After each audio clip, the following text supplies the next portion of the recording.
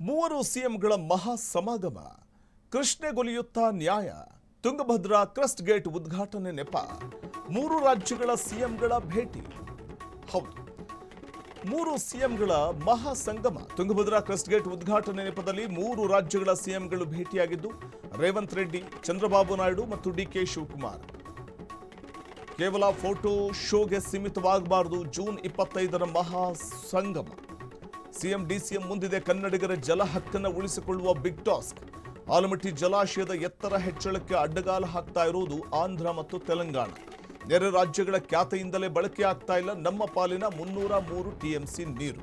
ಆಲಮಟ್ಟಿ ಎತ್ತರ ಹೆಚ್ಚಳಕ್ಕೆ ಅಡ್ಡಗಾಲ ಹಾಕ್ತಾ ಇವೆ ಆಂಧ್ರ ಮತ್ತು ತೆಲಂಗಾಣ.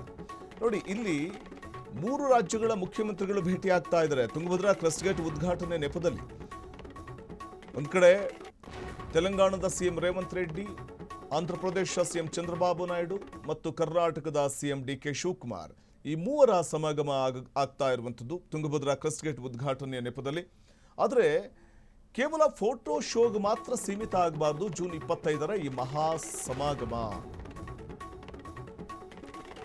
ಹೂಳಿನಿಂದ ನರಳುತ್ತಾ ಇರುವಂತಹ ತುಂಗಭದ್ರೆಯ ಪಾತ್ರದಲ್ಲಿ ವಾಸ ಮಾಡ್ತಾ ಇರುವಂತಹ ಜನರ ಸಮಸ್ಯೆಯನ್ನು ಆಲಿಸಬೇಕಿದೆ. ನೆರೆ ರಾಜ್ಯಗಳ ಸಿಎಂಗಳ ಮನವೊಲಿಸಿ ಗ್ರೀನ್ ಸಿಗ್ನಲ್ ಪಡೆಯೋದಕ್ಕೆ ಡಿಕೆಶಿ ಪ್ಲಾನ್ ಆದ್ರೂ ಏನಿದೆ? ಕಾರ್ಯಕ್ರಮಕ್ಕೆ ಬರ್ತಾ ಇದ್ದಾರೆ ಕೇಂದ್ರ ಜಲಶಕ್ತಿ ಸಚಿವರಾದ ಸಿಆರ್ ಪಾಟೀಲ್ ಮತ್ತು ವಿ ಸೋಮಣ್ಣ. ಮಹದಾಯಿ ಯೋಜನೆಗೆ ವನ್ಯಜೀವಿ ಮಂಡಳಿ ಕ್ಲಿಯರೆನ್ಸ್ ಕೊಡಿಸೋದಕ್ಕೆ ಇದೆ ಪರ್ಫೆಕ್ಟ್ ಟೈಮ್. ಕೇಂದ್ರ ಸಚಿವರ ಮುಂದೆಯೇ ಮಹದಾಯಿ ಹಕ್ಕೊತ್ತಾಯ ಮಂಡಿಸಿ ಒಪ್ಪಿಗೆ ಪಡಿಲೇಬೇಕು. ಮೂರು ರಾಜ್ಯಗಳ ನಾಯಕರ ಸಭೆ ಕೇವಲ ಭರ್ಜರಿ ಔತಣದೂಟಕ್ಕೆ ಸೀಮಿತವಾಗದಿರಲಿ. ನಮ್ಮ ಜಲ ಹಕ್ಕನ್ನು ಕಸಿದುಕೊಳ್ತಾ ಇರುವಂತಹ ಒಂದು ಸಂದರ್ಭದಲ್ಲಿ ಇದೊಂದು ಬಿಗ್ ಟಾಸ್ಕ್. ಇದು ಸಿಎಂ ಡಿಸಿಎಂ ಮುಂದಿದೆ ಕನ್ನಡಿಗರ ಜಲ ಹಕ್ಕನ್ನು ರಕ್ಷಿಸುವಂತಹ ಒಂದು ಹೊಣೆಗಾರಿಕೆ. ಹೂಳಿನಿಂದ ನರಳುತ್ತಾ ಇರೋ ತುಂಗಭದ್ರೆಗೆ ನವಲಿ ಡ್ಯಾಂ ನಿರ್ಮಾಣಕ್ಕೆ ಆಂಧ್ರ ತೆಲಂಗಾಣ ಸಿಎಂಗಳ ಒಪ್ಪಿಗೆ ಪಡಿಲೇಬೇಕಾದಂಥ ಒಂದು ಅನಿವಾರ್ಯ ಮತ್ತು ಅದೊಂದು ರೀತಿಯಾಗಿ ಬಿಗ್ ಟಾಸ್ಕ್ ಅದು ಮುಖ್ಯಮಂತ್ರಿಗಳಿಗೆ.